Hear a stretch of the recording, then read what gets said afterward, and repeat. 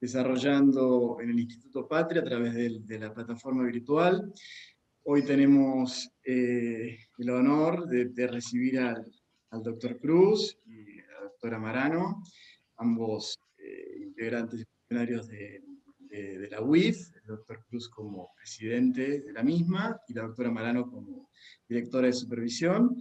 Y así que ahora a continuación vamos a presentarlos, pero bueno, desde ya agradecerles la participación desde el instituto, y bueno, le doy la palabra a nuestro presidente, que también nos va a saludar, doctor Parrilli.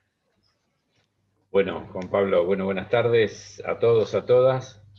La verdad que estaba mirando aquí cómo se están sumando más alumnos. La verdad que es una alegría muy grande que haya ya la clase 9. Bueno, creo que más de 80, están 70 y pico, ya 77 alumnos de este curso, y puesto que era un poco duro, difícil, pero bueno, me parece importante que lo estamos haciendo, y muy importante también la participación de tantos compañeras y compañeros que están ávidos de conocimiento sobre un tema difícil pero central de entender, ¿no? Sobre todo para aquellos que quieren hacer política y en algún momento pueden llegar a tener algún poder de decisión en algún estamento, ya sea municipal, provincial o nacional. Tienen que saber este tema impositivo también, porque es una de las partes importantes, ¿no? Un tema del Estado es cómo se gasta y otro es cómo se recauda. Y el tema impositivo tiene que ver con esto. Cómo, a quién y cómo se recauda, ¿no? Y cómo se obtienen los recursos para llevar adelante las políticas que uno plantea. Yo quiero saludar y darle unas gracias obviamente a Carlos Cruz y a la doctora Marano. Creo que el tema de hoy es muy importante, tiene que ver con lavado de activos, con lavado de dinero, y este es un tema mundial, no es solamente acá en la Argentina, y es uno de los grandes temas que está haciendo la economía más injusta y más inequitativa, ¿no? Todo lo que tiene que ver con la evasión impositiva, lavado de dinero, el dinero producto de negocios ilegales como la venta de armas, la trata de personas, el narcotráfico, la corrupción y todas aquellas actividades que no, precisamente que se generan o se realizan a partir de provisiones que tiene el Estado, ¿no? Con respecto a esas actividades. Así que me parece que la clase de hoy realmente es muy, muy importante y muy interesante para esto. También yo no quiero dejar de pasar por alto, hoy es un día muy importante para el instituto. Se está anunciando que el vicepresidente del instituto, el compañero Jorge Ferraresi, que es intendente de Avellaneda y vicepresidente del Instituto Patria, va a asumir como ministro del Hábitat y de Vivienda. Yo no tengo dudas de la capacidad de él, la idoneidad, el compromiso. Y bueno, es uno de los intendentes que en los momentos difíciles, allá por el 2016, estuvo junto a Cristina, nunca lo dudó, le puso el pecho, le puso la cara y siempre estuvo apoyándonos, y obviamente no por nada es el vicepresidente del Instituto Patria. Así que quería compartir esto con todos ustedes, con todos los alumnos, y compartir esta alegría que nos da a todos nosotros que, bueno, ya tenemos 2 ministros, a Tristan Bauer de la comisión directiva, ¿no? Y ahora Jorge Ferraresi, y además otros funcionarios más de la comisión directiva como Federico Bernal, que está en el Enargas. Bueno, nada, veo que se siguen sumando alumnos, desearles una buena charla, una buena clase, no dudo de eso por la calidad de los docentes.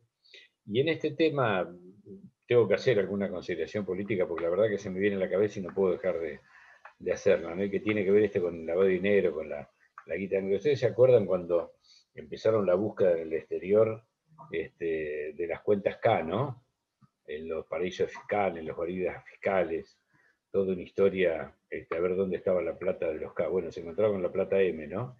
Porque en realidad en las guaridas fiscales, en los Panama Papers, entonces se encontraba plata de Macri, del hermano de Macri, de él, del padre, y bueno, que son deudas que todavía tenemos en la democracia, ¿no?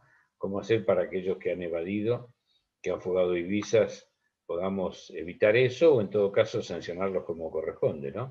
Y que no es de otra manera, que es donde más le duele, que es en el bolsillo, con impuestos, con sanciones, y bueno, ya Carlos seguramente, y Juan Pablo y todo, y Sergio, que también conoce de este tema, seguramente les explicará más. Bueno, no quiero demorarlos más. Felicitaciones nuevamente a los organizadores del curso, a todos los responsables de que esto se lleve adelante, y bueno, los dejo porque me tengo que ir a una reunión de bloque, así que un gusto de que estén compartiendo este curso con todos nosotros. Un fuerte abrazo para todos. Muchas gracias, Oscar, por tus palabras. Nos sumamos a la felicitación de nuestro vicepresidente como nuevo, ocupando un nuevo ministerio. Y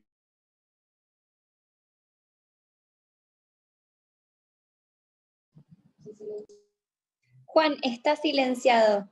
A ver, ahí, ahora. Ahora sí. No se me escuchó nada. Bueno, le estoy dando las gracias, Oscar, por sus palabras, y bueno, y sumando las felicitaciones de nuestro vicepresidente del instituto al cargo de ministro. Bueno, si les parece, damos nuevamente la bienvenida a los compañeros que se sumaron más tarde, al doctor Cruz, al doctor Amarano, que van a ser los docentes que van a disertar sobre un tema tan complejo como adelantó nuestro presidente Parrilli, sobre lavado de activos, evasión fiscal, y que sin duda es un tema muy trascendente, y bueno, y estos problemas económicos que atañen a todo el mundo, no solamente a nuestro país. Así que sin más, y ya voy a presentar a los expositores. En primer lugar, tenemos a la doctora María Eugenia Marano, abogada, diplomada en criminología económica, investigadora del CIPSE, directora, actualmente se desempeña como directora de supervisión de la UIF. Y por otro lado, tenemos al doctor Carlos Cruz, que es doctor en Derecho, profesor consulto de Derecho Penal de la UBA, expresidente de la Asociación de Abogados de Buenos Aires, y actualmente se desempeña como presidente de la Unidad de Información Financiera de la UBA. Bueno, muchas gracias por el tiempo y por la presencia de ambos funcionarios, así que les cedo la palabra. No sé cómo se quieren organizar para la disertación, los dejo a ustedes que comiencen con la clase.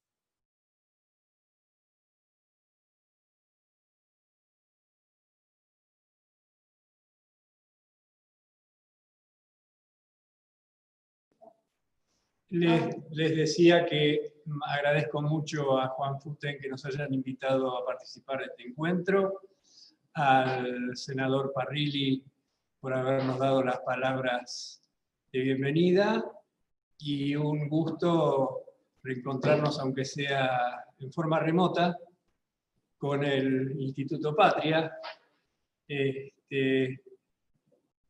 Formé parte de la fundación, por decirlo de alguna manera, de la Comisión de Justicia del Instituto Patria, junto con la doctora Garrigós de Rebori, que trabajamos y nos reuníamos periódicamente en el edificio, hasta que tuvimos que empezar a reunirnos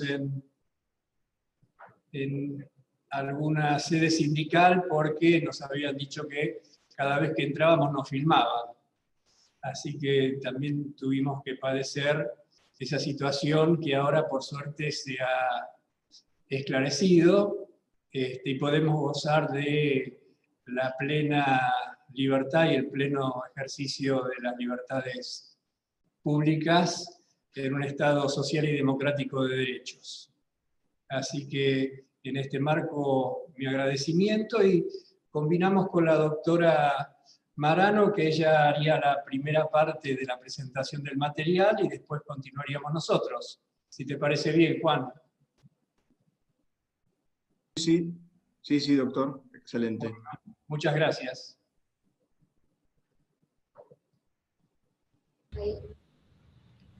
Ahí tenés, le voy a pedir a María que Reactiva tu audio.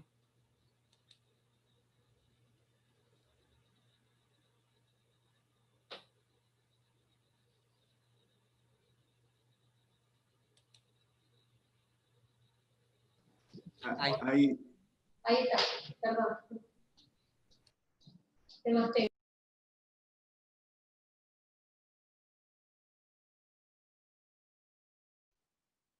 Perdóname, María Eugenia, discúlpame. Se volvió a silenciar, ¿eh?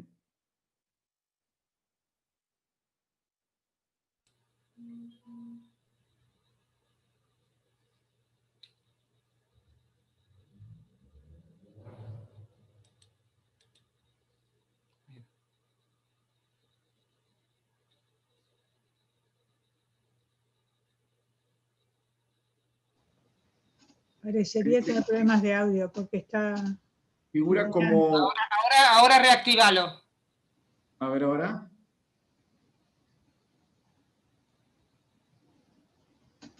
Figura conectando y después se vuelve a mutear, ¿no?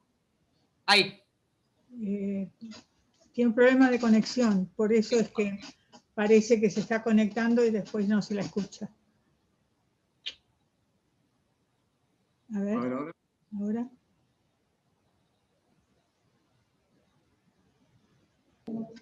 Un segundo, todo tiene solución.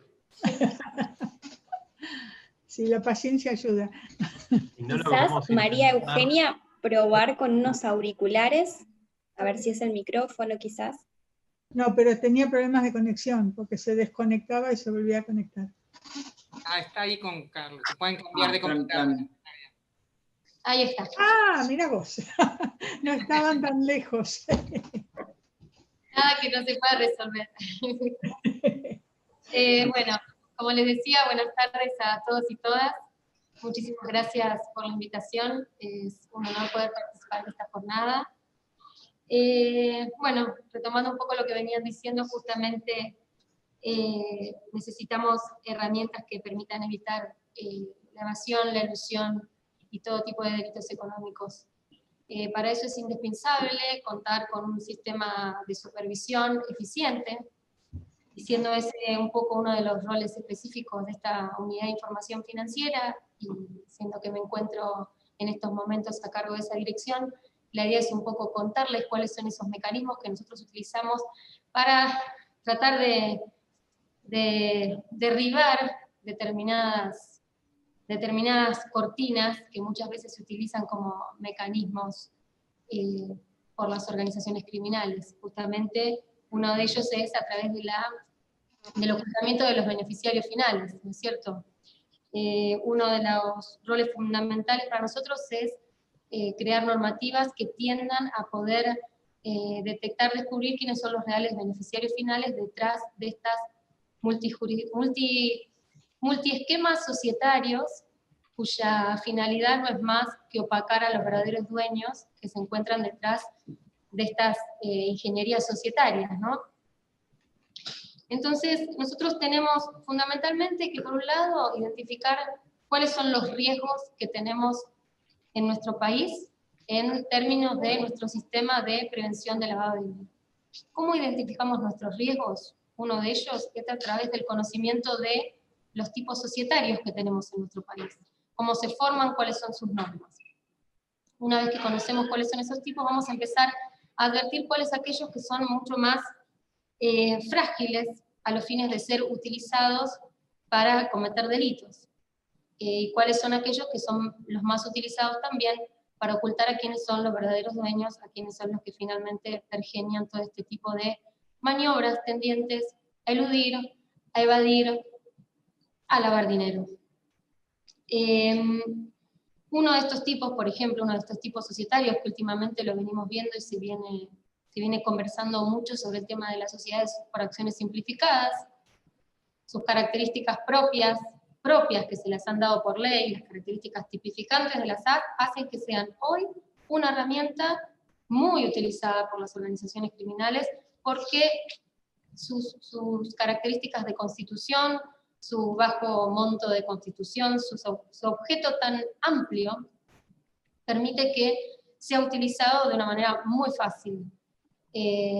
Hoy puedo operar un kiosco, mañana estoy en una petrolera, pasado mañana estoy en una fábrica, y puedo hacer todo sin necesidad de pasar por ningún organismo de control que pueda verificar que mi capital, que mi objeto, que mi operatoria vaya de acuerdo al perfil que efectivamente tengo para realizar este tipo de operatorias, por ejemplo. Por eso es necesario arbitrar nuevos mecanismos de control, por ejemplo, sobre las sociedades por acciones simplificadas, por un lado, y por otro lado, y mientras tanto, nosotros vamos a poner un especial foco en controlar aquellas operaciones que advirtamos sean desarrolladas por sociedades por acciones simplificadas. Eso por un lado.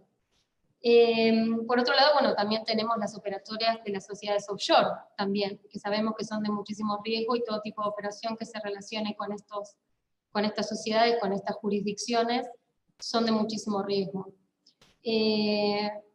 Resulta fundamental para nosotros, para alimentar nuestra matriz, para que nuestra matriz de riesgo sea realmente fuerte, contar con información. Esa información la recabamos de los distintos sujetos obligados y de los distintos sujetos colaboradores del Estado. Justamente actualmente nos encontramos desarrollando las jornadas federales de intercambio en materia de prevención de lavado de activos, financiamiento del terrorismo y otros delitos económicos complejos, en materia y en el ámbito registral, justamente para establecer mejores relaciones de colaboración con los registros de la propiedad inmueble, con los registros de la propiedad automotor, con los de personas jurídicas, con los de aeronaves.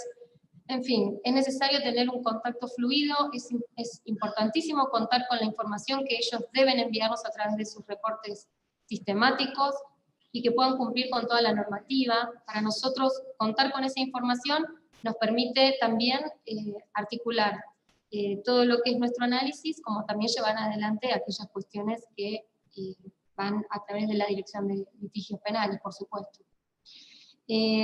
Por otro lado, y como les decía anteriormente, detrás de todas estas estructuras siempre hay alguien, siempre hay un dueño, siempre hay una persona, siempre pensando, ¿no es cierto?, en aquellas utilizadas para delinquir. Hay una persona que se beneficia de este producido, y necesitamos conocer quiénes son los verdaderos dueños, los beneficiarios finales. Existe vasta normativa, recomendaciones internacionales en la materia. Las recomendaciones 24 y 25 del GAFI refieren a la necesidad y a la obligación de los estados de poder conocer quiénes son los reales dueños, quiénes son los que verdaderamente ejercen el control, o quién finalmente resulta ser el administrador. Nos da una serie de pautas a los fines de poder identificar a los beneficiarios finales, y esas pautas son las que nosotros hemos receptado en nuestra normativa actual, y también la han receptado el resto de los organismos colaboradores de la Unidad de Información Financiera, que también tienen determinado control sobre ciertos sujetos, como son el Banco Central, la Comisión Nacional de Valores, la Superintendencia de Seguros de la Nación, la Inspección General de Justicia, en fin, todos aquellos organismos que tienen el control sobre aquellas personas jurídicas de quienes finalmente necesitamos saber quiénes son los verdaderos dueños. Dentro de toda esta, de este pantallazo un poco de cuál es esta función de supervisión que nosotros hacemos como la faz preventiva que tiene la Unidad de Información Financiera, delineamos ciertos ejes de trabajo y se implementan los planes de supervisión a los fines de poder verificar que los sujetos obligados estén cumpliendo también con todo lo que es el abanico de obligaciones que tienen por ser justamente sujetos obligados en los términos del artículo 20 de la ley 25.246. Yo creo que esto es fundamental, la acción del Estado en pos de derribar todas estas megas estructuras creadas a los fines de la delincuencia, porque finalmente los que resultan más vulnerables son los sectores más empobrecidos, son los primeros que son captados por estas organizaciones criminales que se ocultan detrás de estas personas jurídicas. Es como un caminito que tenemos que hacer hacia atrás, y finalmente poder enlazar a estos grandes poderosos, con sus imperios económicos, que detrás de ello en realidad está el hambre, está la droga, están, bueno, lo que sabemos que padecen nuestros sectores más vulnerables. Con lo cual es una misión fundamental para nosotros poder, desde el control y desde la supervisión, conociendo, detectando estas vulnerabilidades y estos procesos de creación de sociedades, conociendo quiénes se encuentran detrás de estas sociedades, poder llevar a cabo nuestra función principal. Y bueno, esto sin dudas, estas estructuras evaden, eluden, planifican sus sistemas tributarios a los fines de evitar el control del Estado, y sabemos que todo ese dinero que pierde el Estado es todo el dinero que se pierde de poder invertir en políticas públicas que finalmente favorezcan, beneficien, acompañen a toda la población.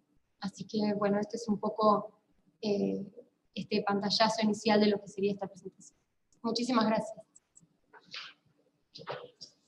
Muchas gracias, María Eugenia. Muy claro y muy importante bueno, la autoridad, ¿no es cierto?, de Contralor que mencionabas. Bueno, doctor. Acá estamos.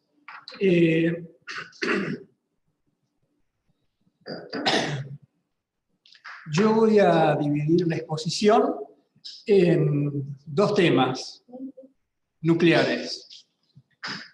Por un lado, historiar un poco qué es esto de los delitos económicos, y le podríamos poner el título o el subtítulo de Tales de Mileto al sistema de gobernanza global.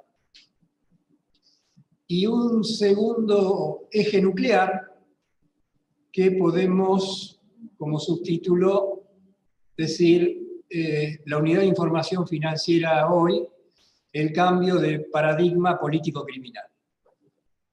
Y entonces, en torno a estos dos ejes, voy a tratar de compartir con ustedes algunas ideas y algunos conceptos en la lógica, de acuerdo a lo que hablé con los organizadores, de que nosotros presentemos algunos temas y que después entonces podamos intercambiar opiniones entre todos los que forman parte de este foro. Delitos económicos, lo que se conoce hoy como delitos económicos, es decir, aquellas acciones de contenido económico que perjudican determinada organización de la actividad económica, se registran a lo largo de la historia. Uno de los casos que en la historiografía se suele mencionar es el de Tales de Mileto, el filósofo, el matemático, que en la Grecia de su tiempo había hecho una predicción que le permitió establecer que la próxima cosecha de aceitunas iba a ser muy buena. Entonces compró y alquiló todas las presas que permitían procesar de la aceituna al aceite. Efectivamente, la cosecha fue muy buena y como Tales tenía el control monopólico de todas las maquinarias que permitían hacer aceite, fijó unilateralmente, entre paréntesis, registra la historia abusivamente, el precio por el alquiler de las presas. Ante lo cual, el gobernante de la época le dijo: muy bien, Tales, usted hizo muy buen negocio, pero acá no vive más. Y esto es uno de los hechos que se registran históricamente en materia de lavado en materia en realidad de delitos económicos. Y el segundo ejemplo que quería traer es el de las leyes de abastecimiento del Imperio Romano, conocidas como leyes de Anona. Y traje estos dos ejemplos porque los dos se vinculan con prácticas de concentración económica y los dos se vinculan con la fijación de precios y el abastecimiento de la población. Y para que nos quede claro que esta idea de ilícitos o conductas disvaliosas en el plano económico se remiten a los inicios de los registros historiográficos. Viniendo más hacia la modernidad, voy a tomar como punto de partida el proceso conocido como Revolución Industrial. Que, dicho sea de paso, en realidad fue una transformación financiero-industrial. Y en esto quiero hacer alguna precisión. En general, se toma como núcleo motor del modo de producción capitalista y de los desarrollos de la escuela clásica en economía en el plano teórico, el desarrollo de la actividad productiva. Pero esta actividad productiva, generada en torno a la Revolución Industrial entre 1750 y 1850, en realidad no hubiera sido posible si no se hubiera producido dos hechos. Por un lado, el ingreso de masas de dinero a Europa. Es decir, si no se hubiera dado la expoliación de plata y oro de América hacia Europa y no se hubiera generado el ingreso de plata derivado del comercio de esclavos, sin estas dos circunstancias, no hubiera habido ingreso de dinero en Europa. Este dinero no hubiera podido devenir en capital y por lo tanto la revolución industrial no se hubiera podido producir y tampoco seguramente generar el pensamiento iluminista, por lo menos en los términos de tiempo y espacio que nosotros conocemos. Es decir, todo el desarrollo de la actividad industrial fue posible por el despliegue de las fuerzas productivas a partir de la transformación de dinero en capital y de ahí el auge de la revolución industrial. Al analizar la revolución industrial y al analizar el capitalismo de su tiempo, Adam Smith, en su obra La riqueza de las naciones, publicada en 1776, entre otras cuestiones, y para lo que nos interesa a los efectos de esta presentación, señalaba que en un mercado de plena competencia, donde cada individuo buscando su propio beneficio iba a generar el beneficio de la comunidad, conducido por esta suerte de mano invisible, y que esta actividad libre y en plena competencia iba a permitir el pleno desarrollo de las fuerzas productivas, este enunciado optimista, teórico, de 1776, un siglo después fue confrontado con la realidad, desmentido. Porque un siglo después, esto es, hacia fines del siglo XIX, la economía, lejos de estar en un marco de actividad competitiva, se presentaba como economías altamente concentradas que dieron lugar a una primera situación de crisis importante en Estados Unidos, en Europa, y que llevó en Estados Unidos y en Canadá a que se dictaran las primeras leyes de monopolio, la ley Sherman, en 1890. Y a partir de ahí, una serie de sucesivas crisis del modo de producción capitalista. En esa sucesión de crisis, la referida de 1890, la crisis de 1930, la crisis después de la Segunda Guerra Mundial, me voy a detener, en una licencia de salto histórico, en la situación económico-social con posterioridad al año 1945, que también se produjo, tuvo muchas repercusiones microeconómicas y en el reparto de poder mundial.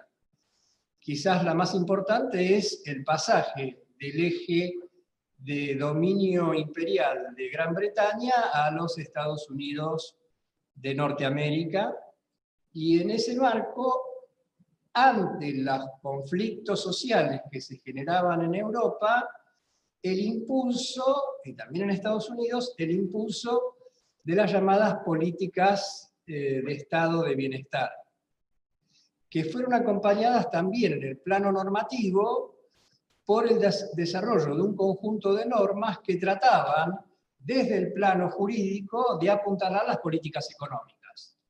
Entonces surgían normas en materia de control de cambios, normas en materia de precios y abastecimientos y normas en materia de control de monopolios. Esto podríamos decir que era el eje de la preocupación en materia de delitos económicos en el periodo 1960-1970. Y en ese marco también se centralizaba el estudio en la incidencia distorsiva de las empresas transnacionales en el marco de la economía mundial. O sea, este pasó a ser, en la década del 60 y el 70, el núcleo de atención desde el punto de vista académico, desde el punto de vista intelectual, y el desarrollo de algunas políticas en este sentido, que apuntaban a controlar la concentración económica y la operatoria de las empresas transnacionales.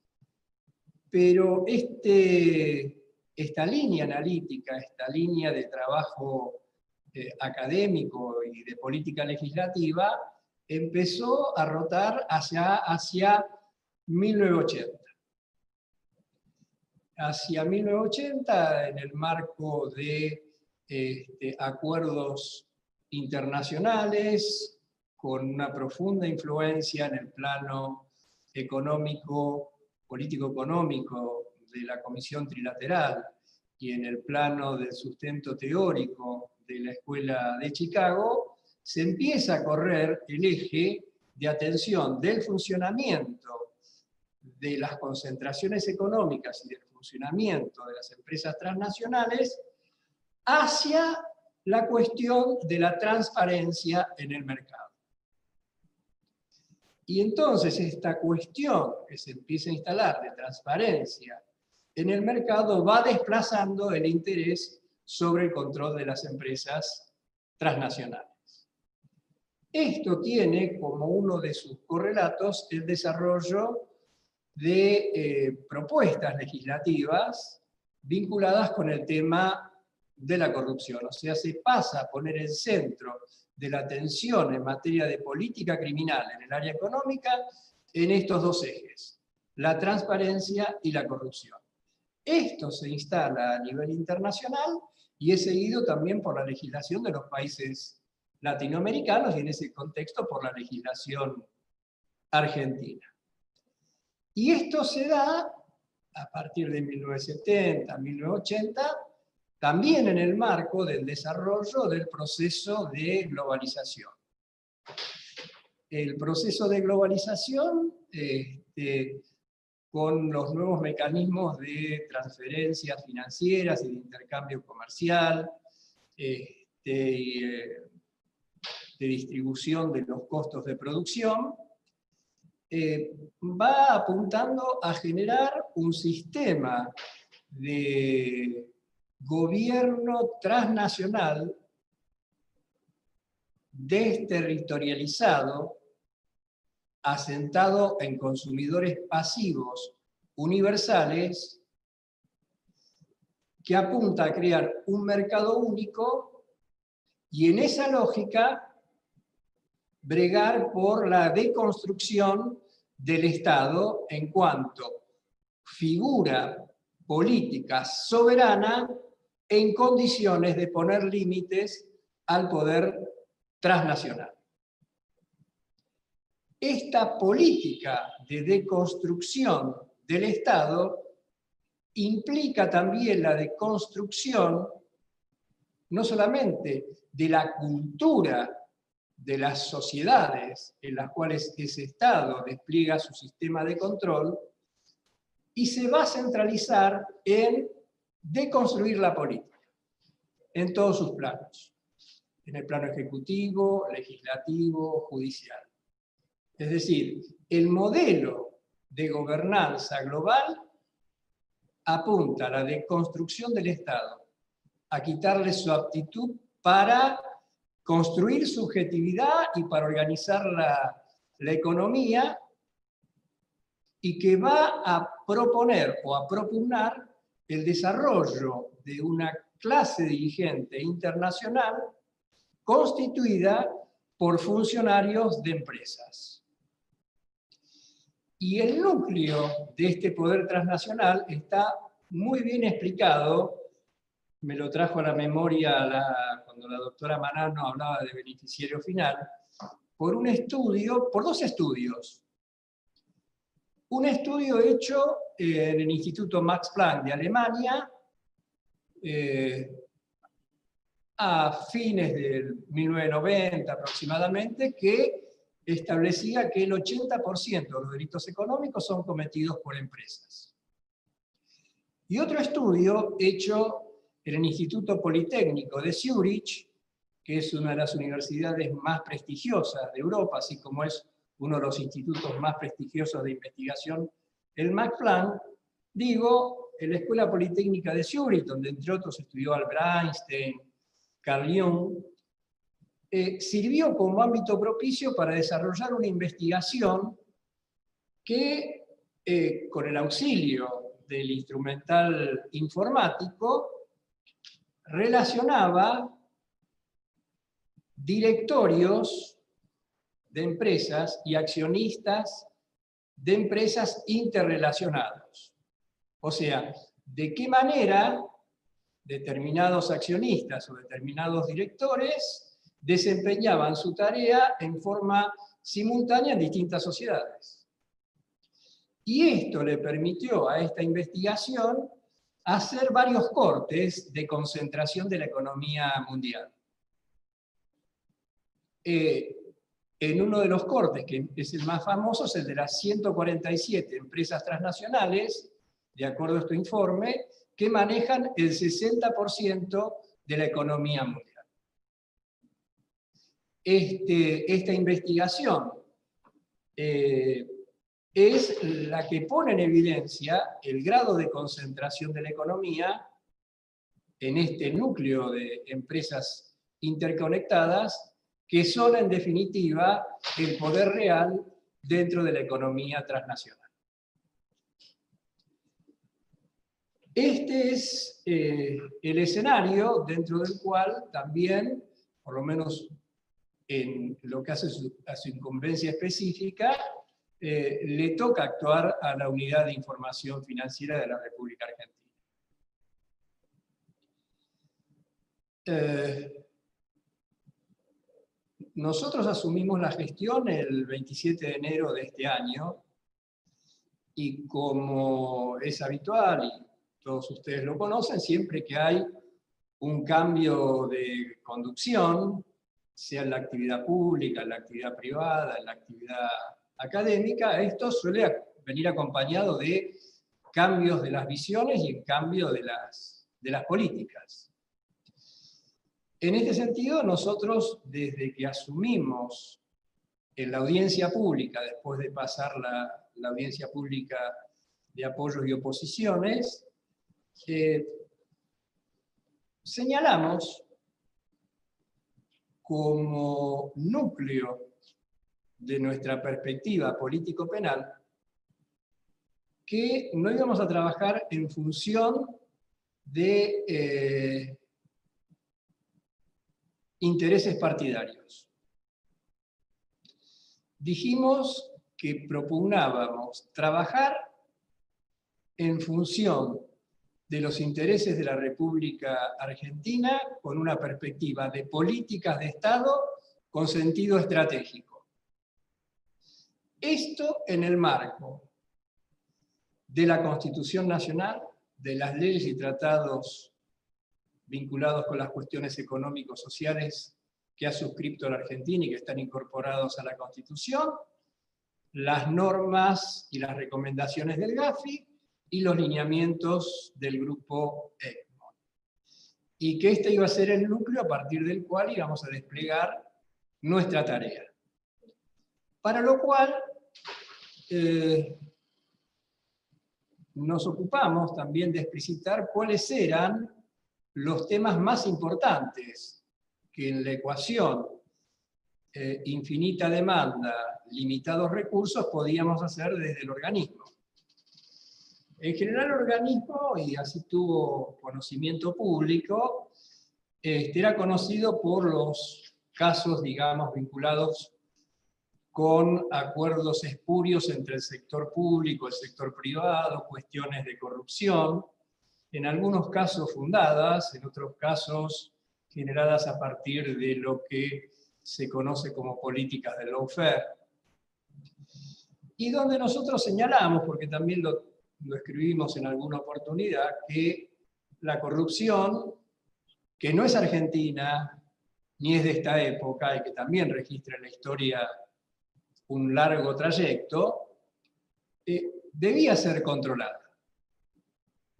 Parte por el perjuicio que puede generar en la sociedad, y en otra parte porque en algunos casos puede presuponer traiciones político-ideológicas respecto a quien apoyó o promovió a determinado candidato. Esto para nosotros está fuera de discusión. Pero hay delitos mucho más graves que tienen que ser investigados. Hay algún estudio, especialmente en Estados Unidos, que según el tipo de comportamiento mensura el grado de perjuicio económico para la comunidad.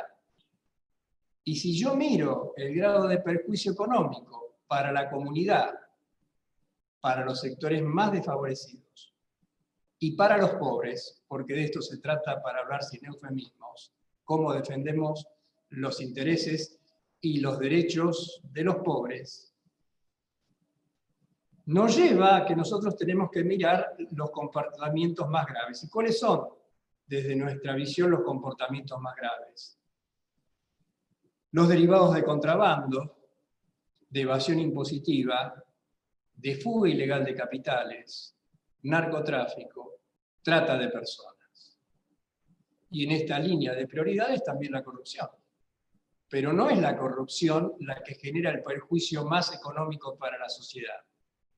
Por supuesto que es mucho más fácil investigar un caso donde hay una persona tirando un bolso por arriba de una reja que investigar una operación de contrabando, de sobrefacturación, de subfacturación, con empresas que tienen su asiento en paraísos fiscales, que tienen su sede en Buenos Aires, giran sobre bancos de Uruguay y la plata termina cobrándose en Nueva Delhi. Desde ya que esto es mucho más complejo, pero esto es donde nosotros tenemos que tratar de dedicar nuestros mejores esfuerzos. Voy a dar un caso que dio inclusive lugar a algún comentario en estos días. El tema de las divisas. Cuando el tema de las divisas es un tema recurrente que tiene que ver con la cultura y tiene que ver con políticas económico-culturales tendientes a que la Argentina pierda la capacidad de emitir pesos, pierda la capacidad de generar políticas monetarias y quede atada al dólar, lo cual no hace sino acentuar el nivel de dependencia de nuestro país. Y esta es una batalla permanente. Pero en el último mes parecería que el tema se circunscribe exclusivamente a la cuestión de la cotización de la divisa en función de la salida de divisas, de la pérdida de divisas por parte del Banco Central. Entonces se instala la cuestión de la cotización de la divisa, de los impuestos sobre la compra y venta de la divisa, la cuestión del contado con liqui, del dólar MEP.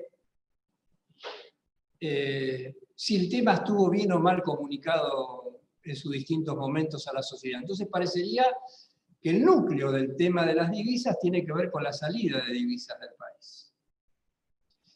Y esto, que sin dejar de ser un problema, cuando se pone el zoom sobre la salida de divisas, lo que se está haciendo es colocar un velo para no ver el real problema que tiene la Argentina en relación con las divisas, que no es solo el de la salida de divisas, sino principalmente el de la salida de divisas.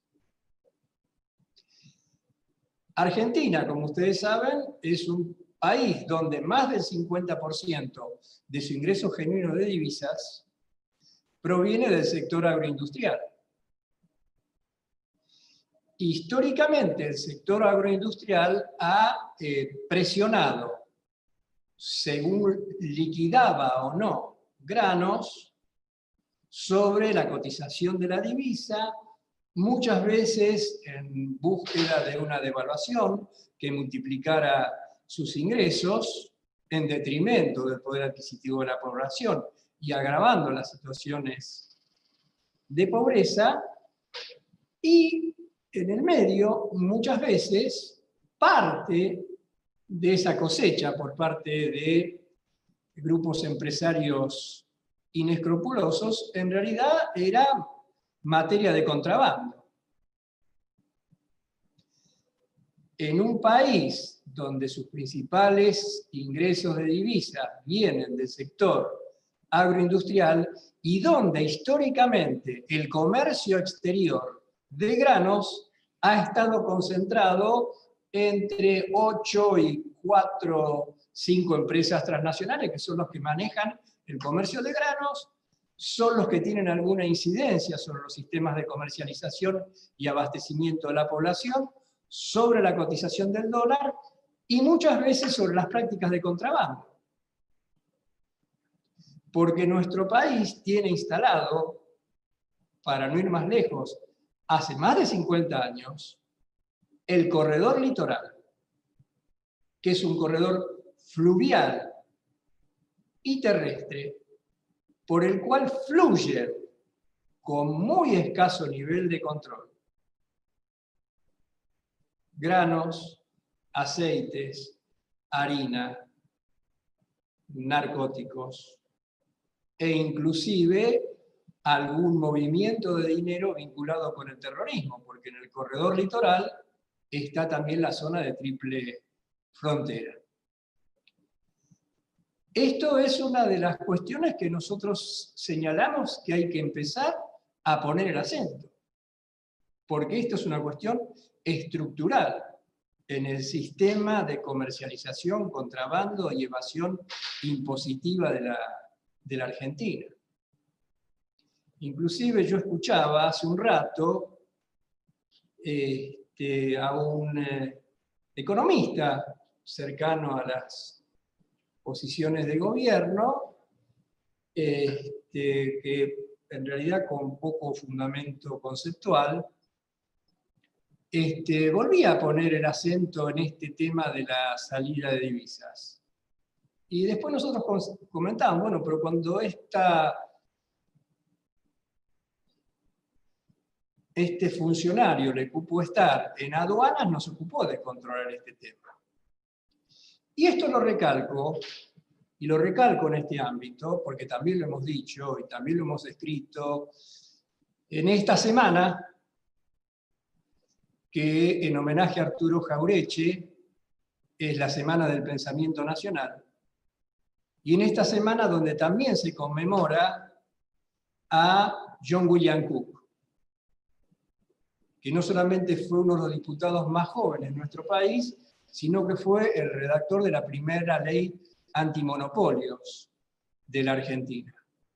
¿Y por qué lo digo en este marco, de lo general a lo particular? Porque muchas veces, autocríticamente, decimos que hemos tenido algunos errores en lo que se refiere a la construcción de cultura del campo popular. Y algunos se han animado a decir que hemos perdido la batalla cultural. Quizás rememorando en un punto aquello que Cook ponía el acento del gigante miope, ¿no? Y decía que para salir de la lógica del gigante miope había que trabajar en el aspecto cultural y formar cuadros político-técnicos que permitieran, desde el campo popular, conducir procesos de transformación.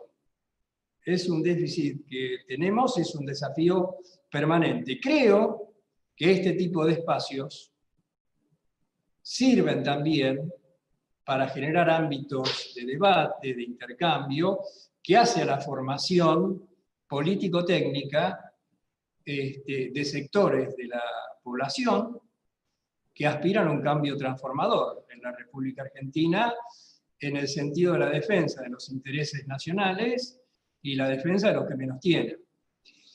Y así como tenemos ese déficit, también tenemos déficit en el plano económico como el que acabo de señalar. Porque yo recuerdo, en el año 1975, que toda la cosecha de soja de la República Argentina había ido vía Paraguay a Brasil. De ahí para acá, ese sistema de comercio ilegal se ha mantenido sin mayores modificaciones. De tanto en tanto emerge como problema, en este caso presionando sobre la divisa, en otros casos presionando sobre el abastecimiento de la población o los precios de productos de la canasta básica, que también es un tema que merece nuestra atención. En primer lugar, señalar que el problema lo tenemos, tratar de definirlo de la forma más precisa posible en sus contornos, y a partir de un diagnóstico lo más certero posible, tratar de impulsar políticas que rectifiquen esta situación nociva.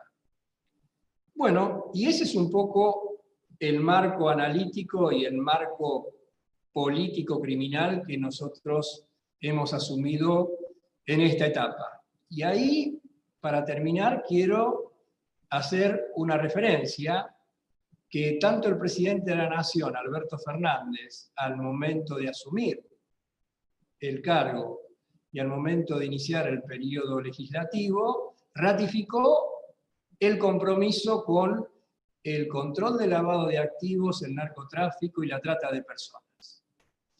Y de la misma manera, la actual vicepresidente de la Nación, cuando era presidenta de la Nación, la doctora Cristina Fernández de Kirchner, cuando la Argentina estaba en la lista gris del Gafi, porque no estaba cumpliendo con los estándares internacionales en materia de control ilícito de fondos que acarreaban lavado de activos, la doctora Fernández de Kirchner se puso a la cabeza del equipo, junto con Banco Central, con CNB, con Procelac, con Ministerio de Justicia, con Cancillería, que le permitió a la Argentina salir de la lista gris del Gafi.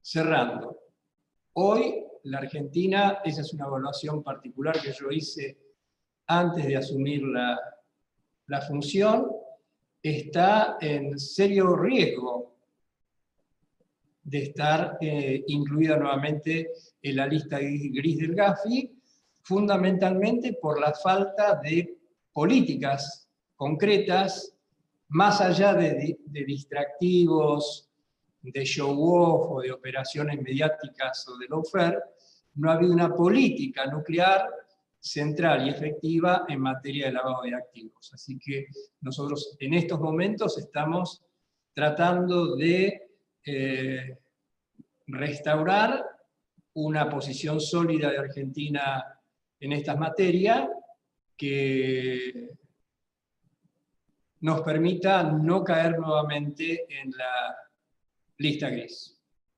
del Grupo de Acción Financiera Internacional y, por el contrario, reforzar en los enunciados, en las políticas y en la acción, las tareas de prevención y control en materia de lavado de activos. Así que bueno, esto es lo que quería compartir con ustedes. Muchas gracias a todas y a todos por acompañarnos también. Bueno, doctor Cruz, doctora Marano, muchas gracias por sus palabras y por la claridad en estos temas tan complejos que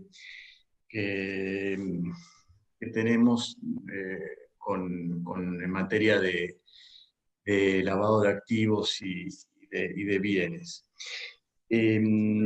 Yo antes de empezar con las consultas, y bueno, convoco a Gabriel Alegre y a Sergio Chousa, que también son del equipo de coordinación académica, Tomo la última parte para hacer una consulta al doctor Cruz, que fue el que lo mencionó. Si en su momento usted dijo que Cristina había como mejorado, poniendo el alerta en esta situación que nos encontramos en la lista gris del Gafi, y viendo la poca trascendencia, ¿no es cierto?, que o por lo menos tuvimos en los últimos 4 años en materia así de investigación, de lavado. Ahora usted habla de restaurar. O sea, ¿usted cree conveniente hacer alguna reforma a la ley actual en materia de lavado de activos? ¿A eso se estaba refiriendo? Sí, a lo mejor una muy breve explicación para tener una información básica común. La Argentina integra el Gafi, que es una agrupación de WIF de todo el mundo y algunos organismos internacionales, que son unos 40 organismos que trabajan en forma conjunta en materia de lavado de dinero. El Gafi periódicamente evalúa si los países cumplen o no las 40 recomendaciones del Gafi. Esto apunta, es como una suerte de auditoría para ver si las normas vigentes satisfacen las necesidades de control y después la efectividad concreta de estas normas en la puesta en práctica de los sistemas de supervisión. La Argentina en el año 2009 presentaba un muy bajo estándar de cumplimiento de estas recomendaciones, por lo cual fue colocada en la lista de países que requerían un seguimiento especial por parte del Gafi, que digo son supervisiones muy estrictas, técnicas, y que ante esta situación, en ese momento, la doctora Fernández de Kirchner tomó como política de Estado del máximo nivel la conducción del equipo de trabajo integrado por los organismos que anteriormente mencioné, que permitieron sacar a la Argentina de la denominada lista gris. Para lo cual, en ese momento, básicamente lo que se hizo fue modificar y adecuar la normativa y establecer algún sistema operativo de supervisión más eficaz. Del 2014 para acá, esto volvió a plantearse como un retroceso que nos lleva a lo que acabo de decir, que hoy estamos en serio riesgo de volver a ingresar en la lista gris, y nosotros estamos trabajando para tratar de recuperar el tiempo perdido. En este sentido, yo también tengo que aclarar que la UIF es el organismo central en la República Argentina en materia de control de lavado, que supervisamos alrededor de 90.000 sujetos obligados en todo el país, que involucran una veintena de actividades económicas muy concretas, y que tenemos como sujetos obligados nuestros a entidades no solamente del sector privado, bancario, financiero, cooperativo, profesional, sino también al Banco Central de la República Argentina, a la Agencia Impositiva, al INAES, a la Inspección General de Justicia, que son organismos que tienen obligación de efectuar a la UIF los reportes de operaciones sospechosas. Establecido este estándar básico de información, y a tu pregunta, estamos trabajando en las dos vías. Estamos trabajando en la vía de efectuar reformas normativas, porque además en estos años se han producido nuevas situaciones vinculadas con beneficiario final, como mencionaba la doctora Marano, con la cuestión de los activos virtuales, con la fuga ilegal de capitales, que requieren una adecuación normativa. Y por otro lado, establecer un mecanismo de relación federal con el sector público y privado para que colabore también en la tarea de supervisión. Es decir, que si un banco que está en Tierra de Fuego, o una sucursal bancaria en Tierra de Fuego, o una sucursal bancaria en Jujuy, que detecte una operación sospechosa, conozca la temática para poder cumplir entonces con su obligación de reportarla. Así que estas son las dos grandes líneas de acción en estos momentos. Perfecto, clarísimo, doctor. Bueno, vamos a arrancar con las preguntas. Si quieren, Gabriel y Sergio, arranco yo Dale.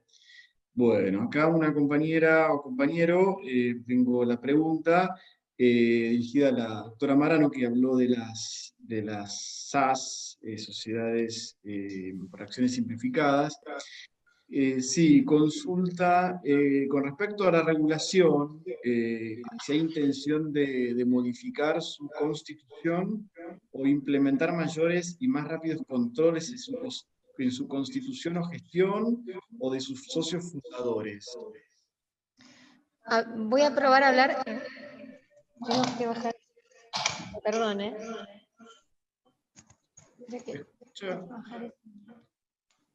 El volumen de la ¿Se escucha bien? Hace un poquito de eco, pero se escucha bien.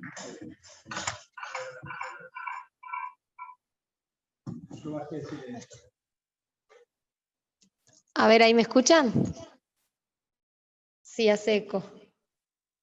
No, pero se escucha perfecto. Bueno, actualmente hay un proyecto de ley que ya fue tratado y aprobado en senadores, ahora está en diputados, que se trató hace poco, y dentro de las reformas fundamentales... Ahí se cortó, María Eugenia. No se escucha. Ahí se cortó justo cuando estabas hablando de la reforma. Se cortó en la mitad de una palabra, pero venía bárbaro. Ya continuamos.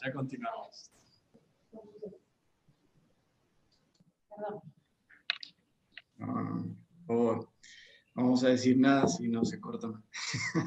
Ahí está. Perdón. Hicimos todo lo posible, lo humanamente posible, pero no funcionó. Por favor. No, como bien les decía, el proyecto originario, la ley que hoy está vigente, no tiene previsto el control de legalidad, por ejemplo. Actualmente hay un proyecto de reforma a la ley de emprendedores que fue aprobada en senadores, resta ser tratada en la Cámara de Diputados, que prevé la reincorporación del control de legalidad. Esto significa que cuando ingrese a los registros públicos de personas jurídicas, efectivamente se va a controlar que se den determinadas características para después autorizarla a funcionar. Actualmente ingresan con un estatuto modelo que casi ni se mira, con una proforma, y ese control de legalidad no existe, por ley no existe, o sea, directamente dice que no se ejercerá ningún tipo de control de legalidad. Ese es un paso fundamental que esperemos que se apruebe, porque eso le va a permitir al Estado conocer un poco más respecto de las SAS y de su funcionamiento, porque también no debemos olvidar que tampoco presenta estados contables, por ejemplo. Entonces, otra de las incorporaciones es que se les exija la presentación de los estados contables, elimina cualquier posibilidad que una sociedad que esté sujeta a fiscalización estatal permanente, es decir, que se den los requisitos del artículo 299 de la Ley General de Sociedades, pueda constituir una SAS. O sea, actualmente la SAS no tiene límite de capital. Cuando superaba los 50 millones de pesos que se supone quedarían incluidas dentro de esta fiscalización estatal, no lo quedaban, porque no está ese límite. La reforma excluye cualquier posibilidad de que una sociedad de estas características constituya una SAS. Creo que dentro de la reforma se da un marco que permitiría al Estado conocer y por lo menos ejercer su control sobre este tipo societario. Es una herramienta.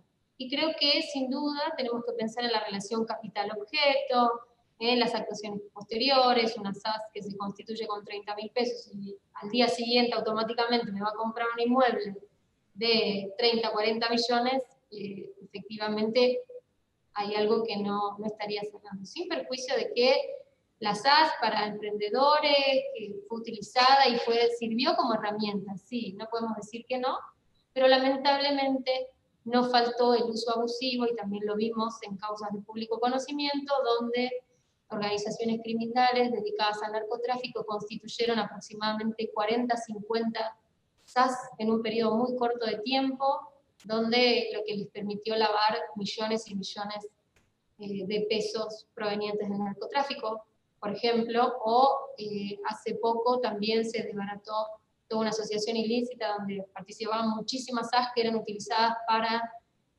hacer facturas apócrifas en términos de evasión. Sí, esperemos que se apruebe en diputados esta reforma, porque es necesaria.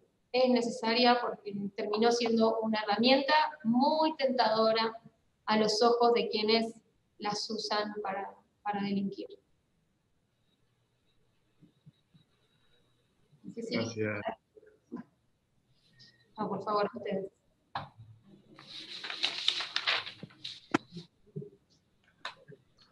Avi, ¿querés ir vos o voy yo? Anda vos. Vale. Bueno, buenas tardes, doctor Cruz, doctora Marano, gracias por la exposición. Tenemos acá, seguimos con algunas de las preguntitas.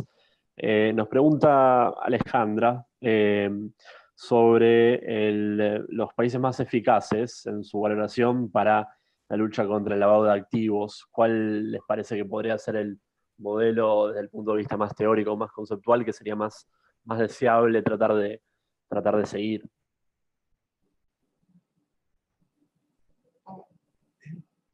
Para cualquiera de los dos. Sí. Qué pregunta tan compleja esa. ¿Cuál sería un país que cumpla a la perfección estándares de prevención de lavado de activos? Sí, creo país o modelo, digo. Un modelo a seguir.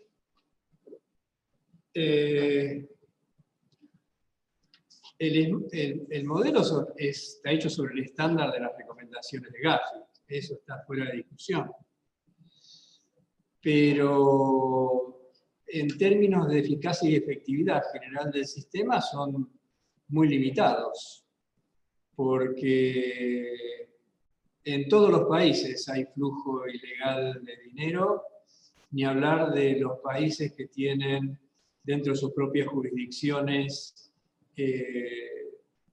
sistemas de exención impositiva, las llamadas reservas o guaridas fiscales, porque también se da la paradoja que hay países que en el plano enunciativo enarbolan el control de los capitales ilícitos o el control del lavado de activos, y son países que dentro de su propio territorio tienen a veces hasta 3 o 4 guaridas fiscales, ¿no? Entonces es muy difícil establecer esto que vos preguntás. Puede ser que tienen un mayor grado de avance Alemania, y Uruguay, que está saliendo de evaluación, también lo tiene bastante controlado, pero siempre con limitaciones, ¿no? Porque a veces la generación de mecanismos de control de relativa eficiencia lo que conlleva como consecuencia involuntaria es la generación de espacios que operan como aspiradoras de capitales. Por ejemplo, pongo mucho el acento del control, porque así se mueven los capitales a nivel internacional. Pongo mucho el control en Suecia, o pongo mucho el control en Suiza. ¿Qué hacen los capitales ante estos controles que se van incrementando? Están invitados muchas veces a las guaridas fiscales. Por eso que este sistema, y el Gafi en algunas de las últimas evaluaciones, lo ha tenido muy en cuenta respecto de aquellos países que en su seno tienen guaridas fiscales, porque esta es una cláusula de fuga del sistema de control. Bueno, voy con una. Acá una de las primeras preguntas que hicieron al doctor Cruz es si participar de un offshore y participar de un cargo público no debería ser inviable, si existe legislación al respecto, como para evitar lo vivido en los últimos 4 años, dice el compañero que hizo la pregunta. Creo que existen esas limitaciones o no existen, y si son posibles. Existir expresamente hoy en la normativa de ética pública no está. Sé que hay muchas proyecciones en esa materia y en esa línea justamente de todos aquellos que quieran acceder a cargos públicos o que los ejerzan, no pueden, no deben tener, sin perjuicio de que en realidad no deberían existir estas condiciones, porque sabemos que están creadas a los efectos propiamente de no pagar impuestos y de perjudicar a los estados. Pero en la actualidad propiamente creo que todavía no está en la norma. Sé que hay algunos proyectos que se está pensando que creo que es fundamental, porque no podemos tampoco los agentes del Estado decir una cosa y después darnos vuelta y encontrarnos que muchos de ellos fugan, sacan su dinero y los dejan en este tipo de jurisdicciones. Gracias. Bueno, acá hay una también interesante respecto de las leyes de blanqueo de capitales, ¿no? También, en donde dicen las leyes de blanqueo de capitales no favorecen a estas organizaciones, y después consulta, ¿se llevan controles respecto de los que blanquean? Y agrego, respecto del último blanqueo mega millonario que hubo en el año 2016-2017, donde el 90% del dinero exteriorizado quedó afuera en el exterior, y yo me animo a decir en esas guaridas fiscales que ustedes dijeron.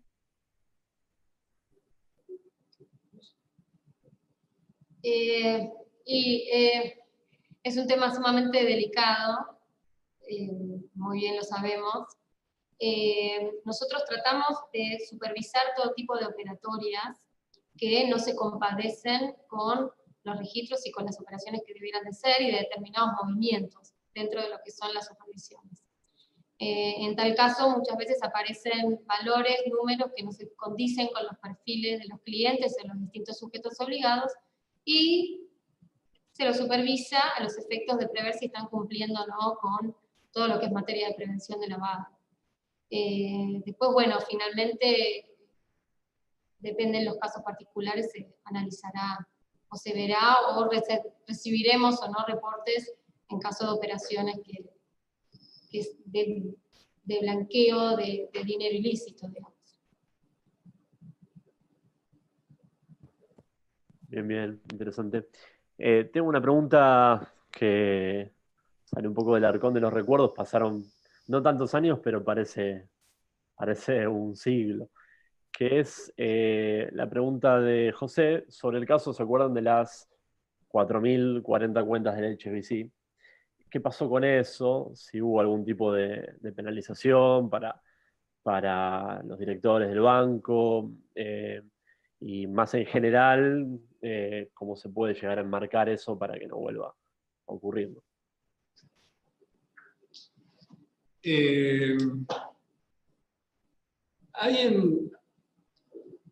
Hay entidades bancarias que han sido objeto de distintos controles vinculados con lavado de activos. El que referís es uno de esos bancos. Lo que podemos decir, porque esto también quiero hacer una aclaración, la UIF es un organismo de inteligencia fiscal, y nosotros tenemos un doble estándar de reserva y confidencialidad de la información, incluso para los poderes públicos, eso por estándares nacionales y parámetros internacionales. Pero sí lo que puedo decir, y que se ha hecho público, es referir dos situaciones. Hubo un caso donde se investigó un tema de lavado de activos en esa entidad bancaria, que dio lugar a dos posiciones. La postura del Consejo Asesor de la UIF, que está integrado por representantes del Ministerio de Economía, Banco Central, AFIP, CNB, proclive a sancionar al banco, y la entonces autoridad de la UIF, con una opinión distinta a la del Consejo Asesor, no aplicó sanción a esa entidad bancaria. Esto dio ulteriormente lugar a una denuncia penal que está tramitando actualmente en los tribunales federales de Comodoro Pi. Y por otro lado, también lo puedo decir porque está en la página web del organismo, nosotros aplicamos a esa entidad bancaria una sanción de multa la semana pasada, en esta gestión.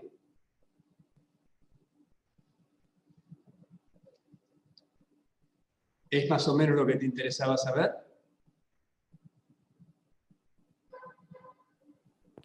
Sí, sí, en general entiendo que también la pregunta apuntaba al aspecto de la prevención, ¿no? Si solamente a través de mecanismos de sanciones se podía llegar a desincentivar ese tipo de prácticas, o si la cuestión era mucho más de carácter normativo, no más profunda.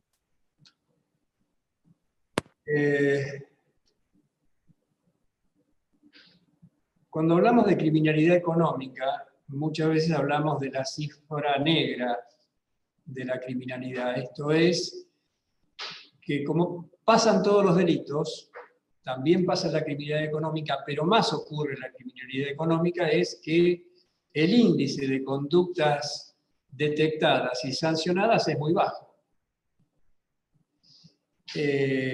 Si nosotros hiciéramos una relación respecto a la población carcelaria y el perjuicio económico de esa población carcelaria y la procedencia social de esa población carcelaria, nos encontraríamos con que nuestro sistema de cárceles tiene en su mayoría personas provenientes de los sectores más humildes, el monto total de los daños patrimoniales no es muy importante, independientemente que a veces está asociado con delitos de sangre, y el sistema opera selectivamente sobre estos sectores con cierto grado de eficacia. Por el contrario, en lo que se refiere a los delitos económicos más graves, el registro de personas privadas de su libertad, no obstante que cuantitativamente su perjuicio es mayor que el de los delitos patrimoniales comunes, salvo casos muy excepcionales, no se han visto privados de su libertad. Esto es porque el sistema penal, en todas sus facetas de control, es un sistema selectivo, es un sistema muy vinculado con las relaciones de poder reales, y opera sobre los sectores más desfavorecidos y muchas veces soslaya, cuando no oculta, los delitos económicos más graves. Estos hechos, además, en general no suelen tener la difusión periodística de un hecho patrimonial de un delito común, ni de un delito donde están implicados funcionarios públicos. Por eso el sistema funciona en forma bastante oculta. Y es más, yo diría, porque yo hablé de política criminal, ¿no? O sea, cuáles son los lineamientos que llevan a impulsar determinados mecanismos de control social. Desde qué lugar de valores y de intereses se desarrollan mecanismos de control social. A esto me refiero cuando hablo de política criminal. Y la política criminal tiene básicamente tres formas de expresión. Es política criminal cuando el legislador dicta una norma sancionando o no sancionando conductas. Es política criminal cuando hablamos o escribimos o desarrollamos textos sobre esta norma, y es política criminal la decisión del juez. En esta materia hay dos leyes de reciente sanción, que son la Ley de Responsabilidad Penal Empresaria y la Ley de Defensa de la Competencia, sancionadas hace poco tiempo, que tuvieron serios reparos por los legisladores del Frente de Todos, que finalmente terminaron sancionadas, y que estas dos normas, y así lo dijimos junto con otros colegas en su momento en las comisiones técnicas del Senado y las comisiones técnicas de diputados, se presentaban a la sociedad como instrumentos para combatir la criminalidad organizada, o para combatir la corrupción, o para combatir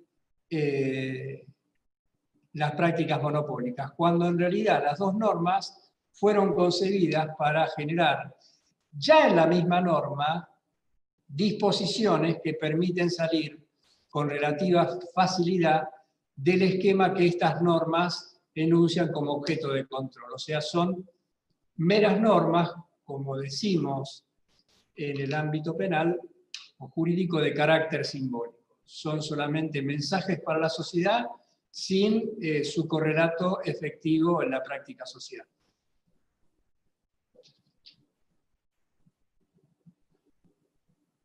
Clarísimo.